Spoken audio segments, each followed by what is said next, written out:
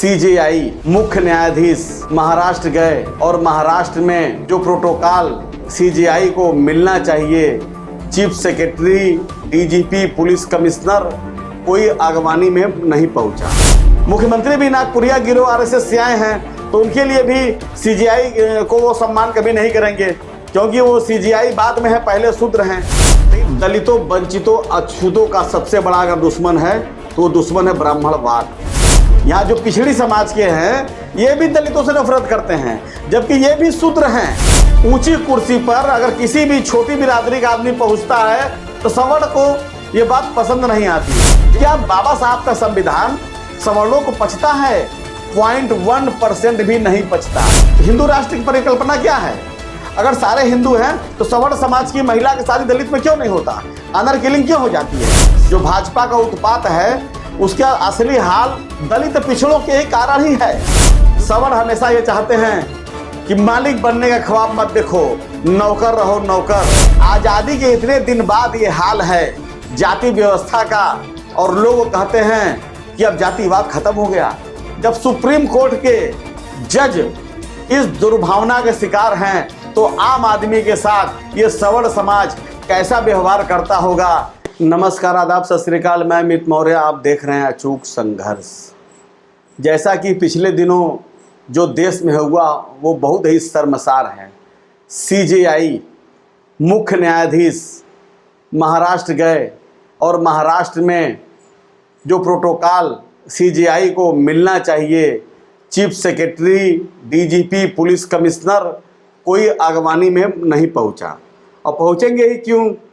शूद्र जाति का आदमी चीफ जस्टिस बन गया, डीजीपी ब्राह्मण रश्मि शुक्ला। अब ब्राह्मण कैसे शूद्र को सैल्यूट करे? जो शूद्र कभी जहाँ वो चप्पल उतारते थे वहाँ शूद्रों को बैठना पड़ता था। ये मानसिकता है, ये सवर्णों की मानसिकता कभी नहीं जाएगी। बहरहाल दलितों, वंचितों, अछूतों का सबसे बड़ा अगर दुश्मन है तो वो दुश्मन है ब्राह्मणवाद। ब्राह्मणवाद एक सोच, एक विचारधारा है। ब्राह्मणवाद जो पैदा हुआ, लेकिन आज इसका जहर जो है समूचे समाज में फैल गया है, और यह जहर लगभग 99% सवर्णों में पाया जाता है। ठाकुर, ब्राह्मण, बनिया, श्रीवास्तव, सारे लोग शूद्र जाति को अर्थात छोटी जाति को हे दृष्टि से देखते थे, देखते हैं और आगे भी रहेंगे। सवर्ण चाहे कोई हो, राहुल सांकृत्यायन, नेहरू, बीपी सिंह, राजनारायण, प्रभु नारायण अपवाद है। यही नहीं, पिछड़े भी दलितों से कम नफरत नहीं करते। यहाँ जो पिछड़ी समाज के हैं ये भी दलितों से नफरत करते हैं, जबकि ये भी शूद्र हैं। यादव, मौर्य, पटेल, राजभर, विश्वकर्मा, ये जो पिछड़ी जाति वाले हैं ये भी चमार, धोबी, खटिक, पासी, डोम, मुसहर समाज से नफरत करते हैं, जबकि ये भी उसी कैटेगरी में आते हैं। ब्राह्मणवाद ने 4 वर्णों में बांटा: ब्राह्मण, क्षत्रिय, वैश्य, शूद्र। ब्राह्मण ब्राह्मण है, क्षत्रिय क्षत्रिय है, वैश्य वैश्य है, बचा कौन? शूद्र। धोबी, घटिक, चमार, कोयरी, कुंभी, पासी, यादव, मौर्य, पटेल, विश्वकर्मा, चौहान सब है। लेकिन यादव, मौर्य, पटेल, राजभर समाज में अनटचेबिलिटी के शिकार नहीं हुए। मतलब मैं मौर्य हूँ या पटेल, राजभर, विश्वकर्मा, छुआ जो है ठाकुर पंडित खाते थे। शायद इसीलिए पिछड़े भी शूद्रों का छुआ नहीं खाना पसंद करते। अब आते हैं दोस्तों, देश आज़ाद हो गया, संविधान लागू हो गया, सारे मानव एक समान हो गए, लेकिन अभी भी कहाँ एक समान है। इसके पहले जो राष्ट्रपति थे कोविंद जी, वो भी मंदिर में ब्राह्मणवाद के शिकार हुए। अब आइए, मुर्मू जी को भी मंदिर नहीं जाने दिया गया। अब जब सीजेआई आए हैं उनके साथ भी देख लीजिए क्या व्यवहार हुआ। सबसे बड़ी बात है कि महाराष्ट्र में ऐसा हुआ क्यों? क्योंकि नागपुरिया गैंग महाराष्ट्र में है, जहाँ दीक्षा जो दी जाती है वो यही दी जाती है कि शूद्र इंसान नहीं है। आरएसएस जो है मनुस्मृति को मानता है, मनुस्मृति में शूद्रों का कोई इज्जत नहीं है। मुख्यमंत्री भी उसी में है, मुख्यमंत्री भी नागपुरिया गिरोह आरएसएस से आए हैं, तो उनके लिए भी सीजेआई को वो सम्मान कभी नहीं करेंगे, क्योंकि वो सीजेआई बाद में है, पहले शूद्र हैं। लेकिन हमारे लिए बाबा साहब के संविधान के हिसाब से वो भारत के सबसे बड़े आदमी हैं।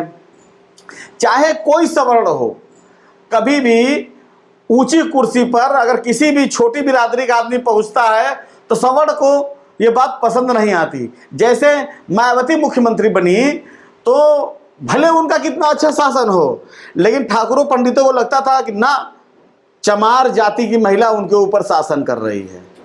बहरहाल वो जो परंपरा रही है कि जहां सवर्ण जूता चप्पल उतारते थे वहीं हम लोग पहले बैठते थे। क्या बाबा साहब का संविधान सवर्णों को पचता है? 0.1% भी नहीं पचता। ये हिंदू क्या है? हिंदू राष्ट्र की परिकल्पना क्या है? अगर सारे हिंदू हैं तो सवर्ण समाज की महिला की शादी दलित में क्यों नहीं होता?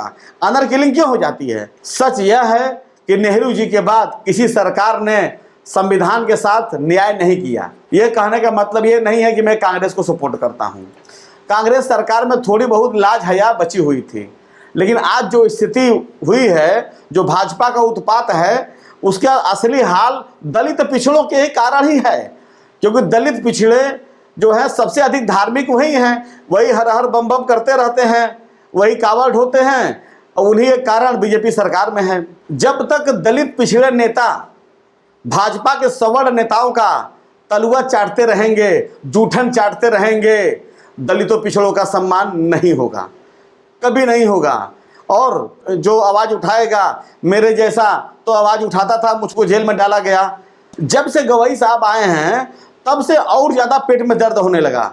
गवई साहब हिंदू धर्म को नहीं मानते, वो बाबा साहब की तरफ बौद्ध धर्म को मानते हैं, जिसकी पहली प्रतिक्रिया महाराष्ट्र में प्रोटोकॉल का उल्लंघन के रूप में सामने आई है। बाकी दलित और पिछड़ों को संदेश है कि जब तक दलाली करते रहोगे, तलुआ चाटते रहोगे, तब तक ठीक रहेगा। बाकी सवर्ण हमेशा ये चाहते हैं कि मालिक बनने का ख्वाब मत देखो, नौकर रहो नौकर। जब यही मानसिकता है कि लालू हो, मुलायम हो, मायावती हो, अखिलेश हो। क्योंकि एक छोटा सा उदाहरण देना चाहता हूं। अखिलेश यादव जब मुख्यमंत्री बंगला खाली किए, बंगले को गंगा जल से धुलवाया गया, क्योंकि योगी जी भी सवर्ण संप्रदाय से आते हैं और अखिलेश जी शूद्र थे, तो इसीलिए बंगला धुलाया गया, और कोई बात नहीं थी। ये सोचिए, ये आज़ादी के इतने दिन बाद ये हाल है जाति व्यवस्था का, और लोग कहते हैं कि अब जातिवाद खत्म हो गया।